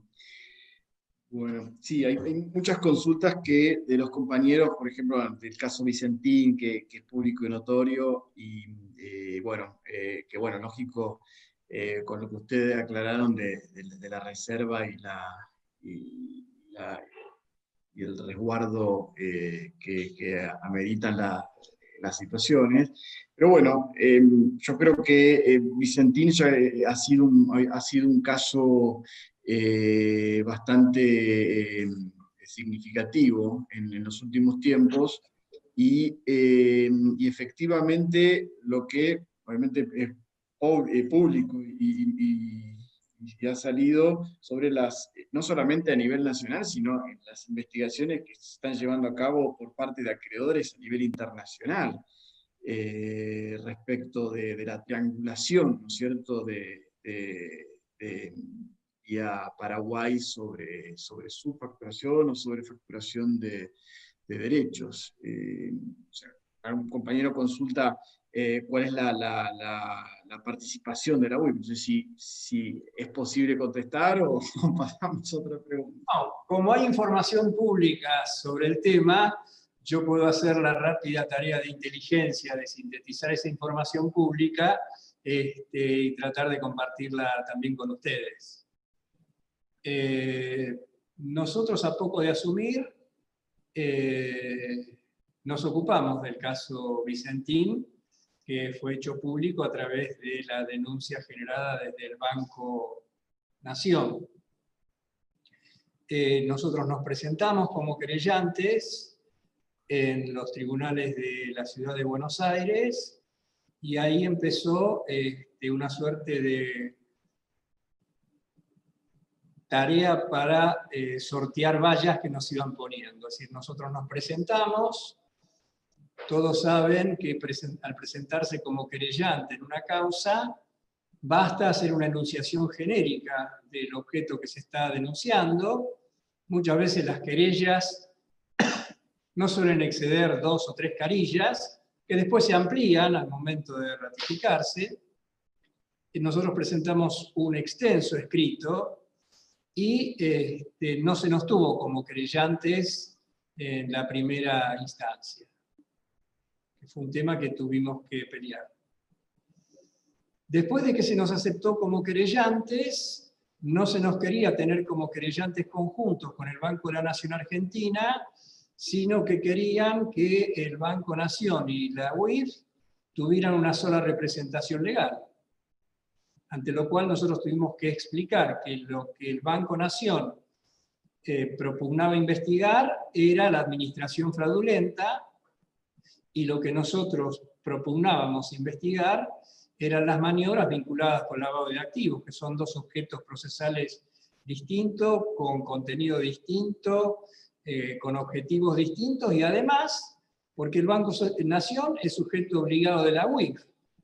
Entonces hubiera sido una incongruencia desde todo punto de vista que, por ejemplo, por hipótesis dijeran, bueno, la representación de la querella, tanto de la UIF como del Banco Nación, está en cabeza del Banco Nación. Esa fue la segunda valla que tuvimos que sortear. Y la tercera valla que ahora estamos peleando es que parte de que la causa se desdobló. Esto es un viejo mecanismo que a veces suele ocurrir en los delitos complejos, y entonces se desdobla la causa, donde se investiga solo el tema de administración fraudulenta en los tribunales de capital, y se investiga el tema de las maniobras vinculadas con evasión y con contrabando en la localidad de Reconquista. Esta es la segunda batalla o la tercera batalla que estamos dando en este sentido. Vicentín para nosotros es un caso paradigmático, porque tiene que ver con parte de lo que hablábamos anteriormente, con el comercio transnacional de granos. Vicentín integraba el pool de esas 10 empresas que dominan el comercio de aceites, granos y harinas. Era un caso testigo, es un caso testigo para investigar estos mecanismos que tienen que ver con el poder real. Es decir, si un juez tiene que procesar a un ladrón de 10.000 pesos o una administración fraudulenta de 100.000 pesos, no suele temblarle mucho la mano. Cuando está comprometido el poder real, la situación se complica. Ya Tiedemann, en su obra clásica Poder Económico y Delito, señalaba esto, ¿no? De que tanto para el Poder Legislativo como para el Poder Judicial, cuando está comprometido el poder económico real, la incidencia política y la influencia tanto sobre el legislador como sobre el juez es muy directa. Es muy directa. En los hechos, hoy concretamente, el Banco Nación sigue bregando por la investigación de la administración fraudulenta, y la UIF colabora en la investigación de la administración fraudulenta como hipótesis de lavado de activos, y seguimos bregando en la investigación en Reconquista. Y una nota de color, podríamos decir. En la década del 80, durante el gobierno de Raúl Alfonsín, se creó en el Banco Central de la República Argentina el Centro de Estudios Penales, que se encomendó su dirección al profesor David Laibún. Y en esa época un grupo de jóvenes abogados nos incorporamos a esta tarea de investigación, que en realidad fue una de las primeras experiencias a nivel mundial de control de ilícitos en el mercado financiero en forma sistemática, y que permitió impulsar más de 300 investigaciones a lo largo y al ancho del país, que se procesaran a directorios de bancos, que hasta ese momento era una cosa impensada. Y cuando se produce el cambio de gobierno y se produce el cambio de ministro de Economía y de autoridades del Banco Central, el presidente del Banco Central en ese momento era Rosendo González Fraga. Y una de las primeras medidas que toma Rosendo González Fraga fue disolver el Centro de Estudios Penales del Banco Central. Así que bueno, la coherencia del poder real en algunos temas es clara, pero también la coherencia de muchos y muchas de los que bregamos por un país mejor también es clara. De hecho, el director de litigios penales el día de hoy de la UIF también formaba parte del equipo de Baigún en el Banco Central en el control de ilícitos financieros. Así que, bueno, como alguna vez se enunció, ¿no? Al poder del dinero solo se lo combate, al poder del capital solo se lo combate con más capital o con convicciones. Este es el desafío, ¿no? Muy claro, doctor, el mensaje final. Bueno, ahora a ver, no sé, Gabriela, si yo tengo unas preguntas más técnicas, porque, a ver, por favor, ténganos paciencia. Porque es un tema... Tengo Sí, una pregunta que no es nada técnica, ya hay dos dale. compañeros que han preguntado y están preocupados por la cantidad de recurso humano con que cuenta la unidad de investigación financiera, porque parece una tarea titánica poder hacer el control que es necesario, y entonces nada, es interesante saber si cuentan con los recursos, si son un área que tienen muchos profesionales que están dedicados a esta investigación, o cuántos son, si son... me pareció interesante que dos de los quienes están cursando tuvieran esta preocupación. Reitero el agradecimiento por invitarnos a participar de este encuentro, que también lo valoramos, como dijimos anteriormente, porque son espacios de diálogo, de intercambio de ideas y opiniones, y creo que contribuyen al desarrollo cultural del campo nacional y popular. Así que por eso también estamos acá muy contentos de compartir esta actividad con ustedes. Es el tema, algo dijimos, es uno de los dilemas de la economía, ¿no? La multiplicidad de requerimientos frente a la limitación de recursos. Nosotros hemos puesto el acento no solamente en la cantidad de personal, que más o menos se ha mantenido en el mismo nivel que nosotros entramos, es cuando nosotros ingresamos a la unidad, había una planta de personal.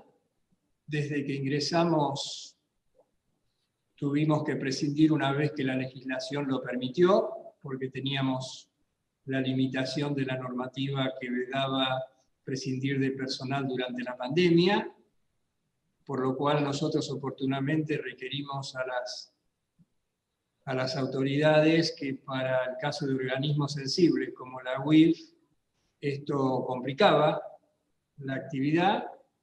Salió la excepción, nos habilitó a prescindir de personal y prescindimos de personal, pero creo que habrán sido unas 12, 13 personas y se habrán ido voluntariamente cerca de 30. Porque también hemos priorizado la incorporación de personal capacitado. El personal que ha ingresado lo ha hecho previo, más allá de los currículos, las entrevistas previas, ha tenido que capacitarse y pasar un examen. Y la mayoría del personal que ha ingresado nos permite contar con gente joven, de promedio 30 años, la mayoría mujeres, y que vienen de la actividad académica o porque integran la carrera docente de distintas facultades o porque son investigadores o investigadoras. Así que a la limitación cuantitativa le estamos contraponiendo, a la medida de las posibilidades presupuestarias, un mejor nivel técnico del personal que se incorpora. Y esto va acompañado por un programa de formación conceptual y capacitación técnica, que no es lo mismo formación conceptual que capacitación técnica. Estamos trabajando en las dos áreas con el personal del organismo que nos está acompañando en este desafío, y tengo que decir que nosotros definimos un protocolo de seguridad y cuidado sanitario a mediados del mes de marzo de este año, antes de que salieran las normas del Ejecutivo en relación con las restricciones derivadas de la pandemia, y que hemos estado trabajando en forma permanente, y que muchas veces, en lo que me toca a mí de responsabilidad, tengo algunas intercambio de palabras con los directores de algunas áreas porque quieren que venga más personal, cosa que yo les agradezco, pero yo también les digo que tengo que equilibrar las responsabilidades derivadas de la función y también tratar de cuidar a las personas que trabajan con nosotros. Pero tenemos un programa de trabajo, tenemos objetivos para cumplir y estamos tratando de ser lo más eficaces posibles en el manejo de los recursos limitados. Perfecto. Muchas gracias. Ahora, justo a raíz de lo que comentó, bueno, la semana pasada tuvo la directora de AFIP, Mercedes Marcó de Pont, y hizo mención a los regímenes o intercambio de información que existen entre países, creo que dijo de la OCDE. Entonces, la consulta un poco, no sé si le podemos transmitir la consulta a la doctora Marano, si no, bueno, o sea, por el tema de la conectividad. Cuando dijiste lo del Consejo Internacional, ¿la UIF realiza así intercambios de información como hace la FIP con otras administraciones públicas? ¿La UIF también realiza intercambio de información, por ejemplo, con otros países, así en materia de prevención de lavado?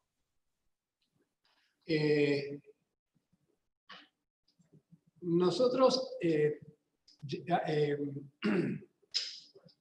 tomamos conocimiento de operaciones sospechosas de lavado básicamente por 3 vías.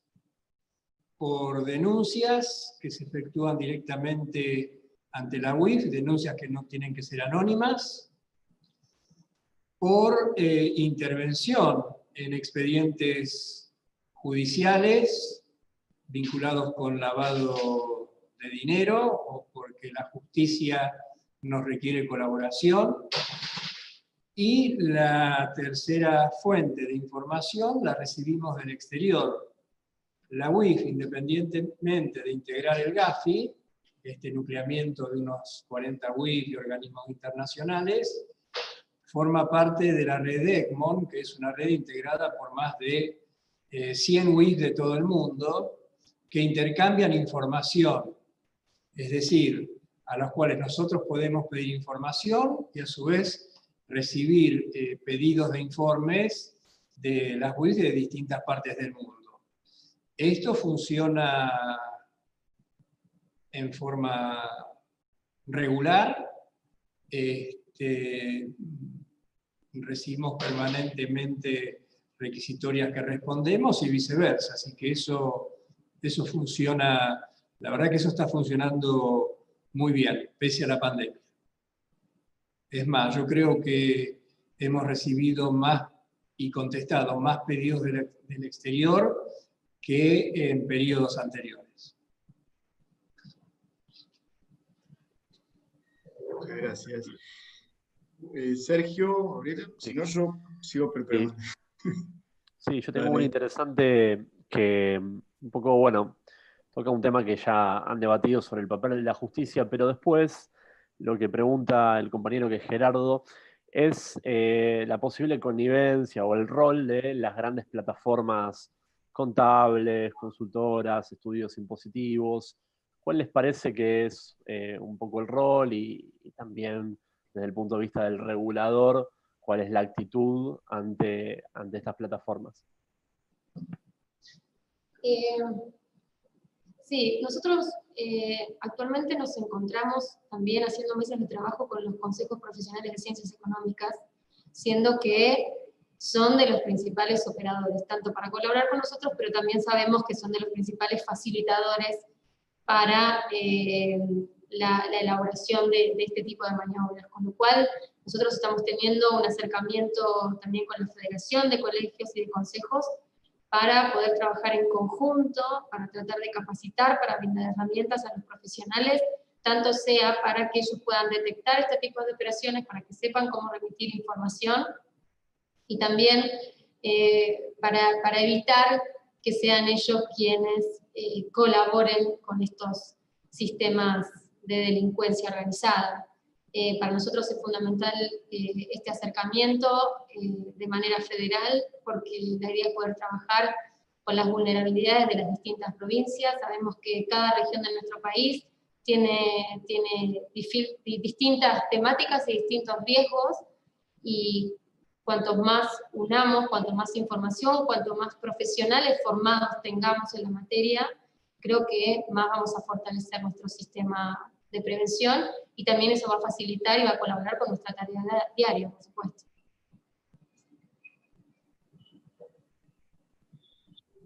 Gracias. Bueno, ahora, por eso antes les decíamos que tengan paciencia porque son temas complejos y a los compañeros y compañeras a veces nos cuesta poder entender todo el circuito. Cuando María Eugenia decías lo del beneficiario final, entonces, la verdad, yo, por ejemplo, me siento identificado que muchas cuestiones a veces de lavado las vemos en las películas, ¿verdad? Que para mí son sumamente interesantes, o series que hay, en donde, y perdón así no la vulgaridad, sino la pregunta de que efectivamente ¿es un mito o es verdad que los lavadores son los más cumplidores en términos fiscales? Mira, como para seguir con tu línea, realmente encontrar a veces a los beneficiarios finales es una aventura. Cuando empecé a meterme en este tema y cada vez un poco más, iba sintiendo que estaba en una película, estoy de acuerdo con vos. Lamentablemente los delincuentes siempre van un paso más adelante que nosotros. Eso es una realidad. Por eso nosotros tenemos que activar todos los mecanismos que tengamos a nuestro alcance, por eso tenemos que trabajar con todos los sectores públicos y privados, porque un poco de eso se trata, lograr que nosotros llegar un poco antes que ellos. Es cierto, a ver, ellos conocen absolutamente cada recoveco, y lamentablemente les dimos de comer cuando se crearon, no quiero ser reiterativa, pero al crear un tipo societario tan laxo, le dimos de comer gratis, porque les ayudamos a ocultarse cada vez más. Sabemos que cuantos más capas societarias haya, más difícil va a ser encontrarlos, y sí, seguramente todos sus papelitos van a estar hermosos, perfectos, bien firmados, pero bueno, ahí es donde necesitamos contar con información de todos los sectores que están obligados a brindar información, para que podamos cruzar esa información, para poder verificar que la información sea certera, sea veraz. Es un poco también los lineamientos del GAFI, que nos habla también de poder contar con un registro público de beneficiarios finales nacional, unificado. Tenemos que arbitrar los medios para poder lograr tener ese registro nacional de beneficiarios finales que se alimente de información brindada por también los restantes organismos que están obligados a solicitar esta información, para que se pueda cruzar, para que se pueda verificar, y esa información sea después de insumo para nuestro trabajo diario desde la UIF. Y lo mismo pasa con el Registro Nacional de Sociedades, que sabemos que existe, pero que todavía no ha podido tener el impulso suficiente y todavía no cuenta con la información suficiente y necesaria para poder conocer cuando una persona humana es titular de 100 sociedades que están distribuidas en todo el país, por ejemplo. Hoy día tendríamos que ir a cada jurisdicción a preguntar si fulanito es dueño o es director de una u otra sociedad. Creo que son herramientas que necesitamos justamente para poder desbaratar a este tipo de sujetos que tan claro tienen todo este sistema y que saben cuáles son todos los recursos para eludirlo y para escapar del control del Estado. Estamos trabajando en eso y tratando de arbitrar todos los medios para poder contar con mucha colaboración, porque eso es lo que va a fortalecer y va a afianzar nuestro sistema de prevención de lavado. No hay otra opción. Clarísimo, Virginia. Bueno, gracias. Sí, y Máximo, bueno, considerando todo lo que mencionaron respecto del papel central del Estado, ¿no es cierto? Muchas veces nuestro presidente a veces menciona el Estado bobo o embobado que tuvimos en los 4 años anteriores, en donde no solo, como bien dijiste vos, arbitraron estas sociedades donde se podía fluir, ¿no es cierto?, ciertos controles y evitar ciertos controles. Ahora esto del beneficiario final, que lo está fiscalizando la FIP. O sea, yo sin duda creo que es por este camino de contralor y de un Estado presente que es el que tenemos por el cual tenemos que circular. Bueno, ya estamos casi finalizando. No sé, Gabriela y Sergio, si tienen alguna consulta o para ir cerrando ya Ya estoy de preguntas, no sé, Sergio. Bien, que una en el tintero más de carácter político. Yo recuerdo mucho las referencias que hizo el presidente, que hizo Alberto, sobre el caso de Uruguay, que fue un poco paradigmático, ¿no? Y él referenciaba en términos de, bueno, lo que le costó revertir a Uruguay ese carácter, ¿no?, de jurisdicción un poco opaca, ese estigma, ¿no?, que había construido años atrás, y eso después Mujica gradualmente lo fue dando vuelta. ¿Qué les parece? ¿Alguna valoración sobre ese caso?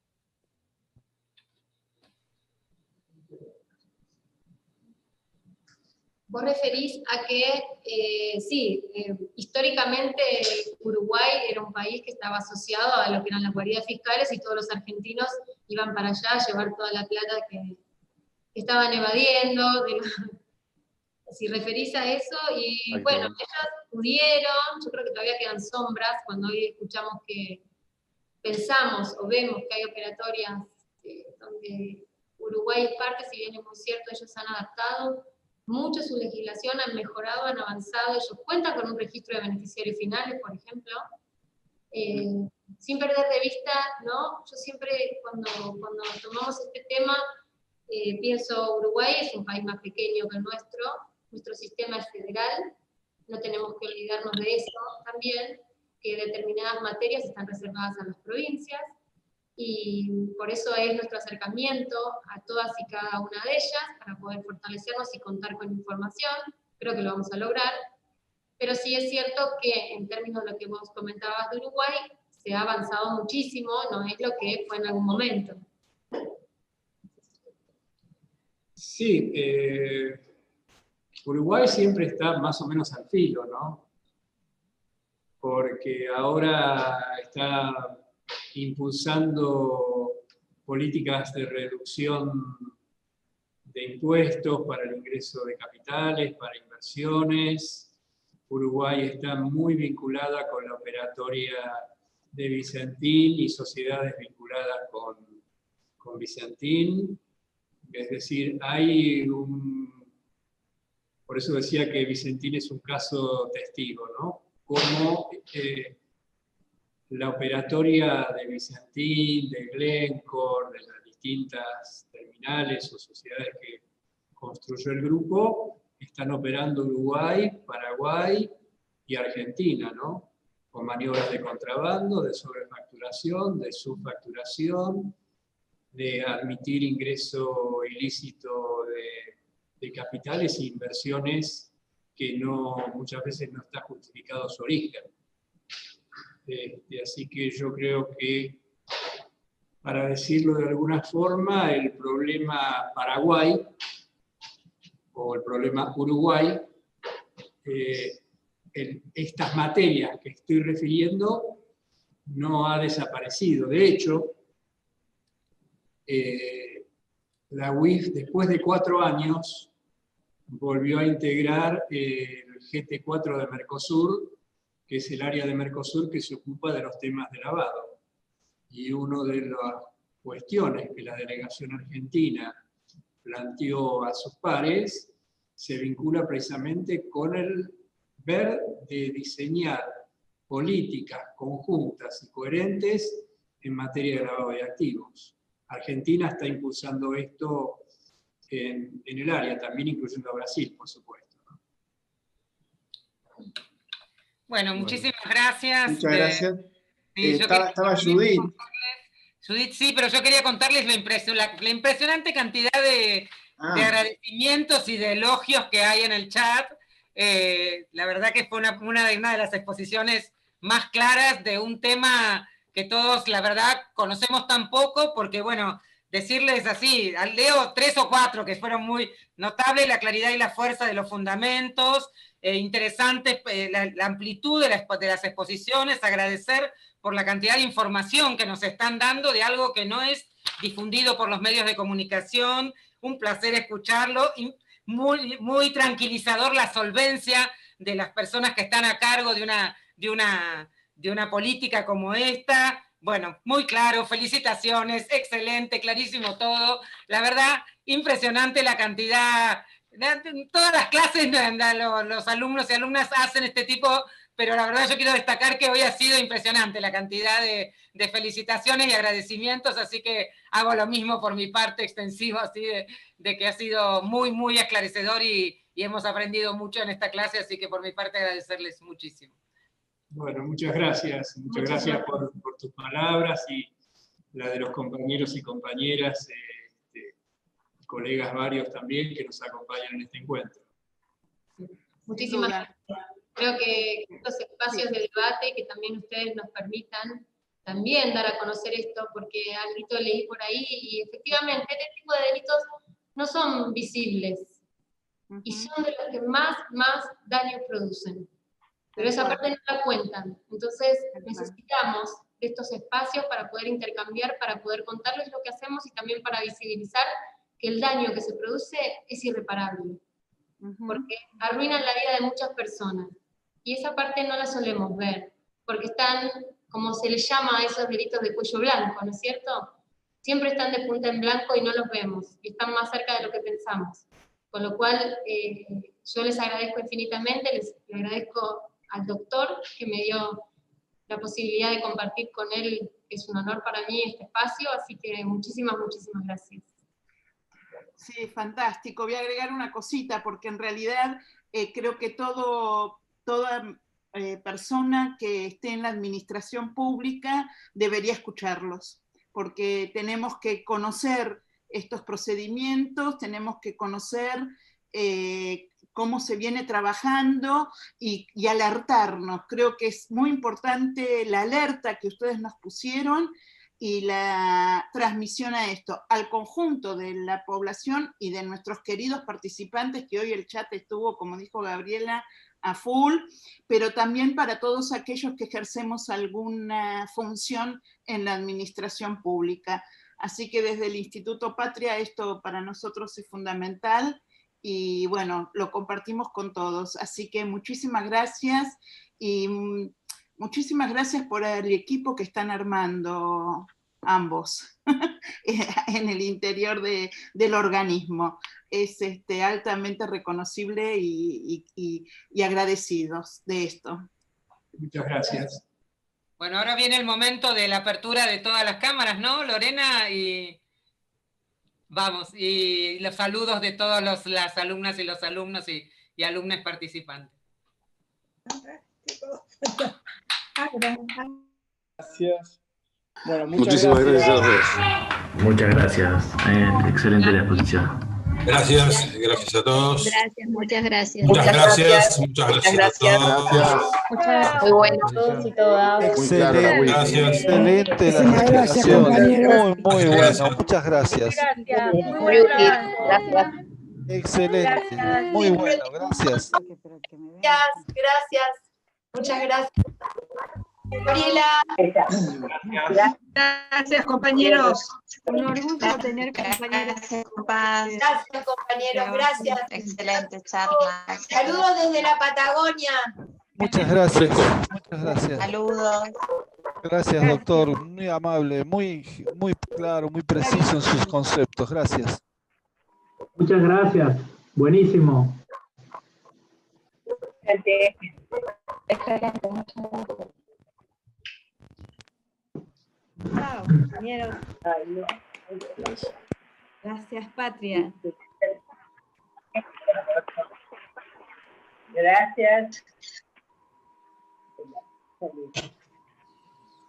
Bueno, gracias compañeros a todos. Muchas gracias doctores por su tiempo. Chao, gracias. Gracias Juan Pablo, gracias Gabriela. Chao, Judith. Chao.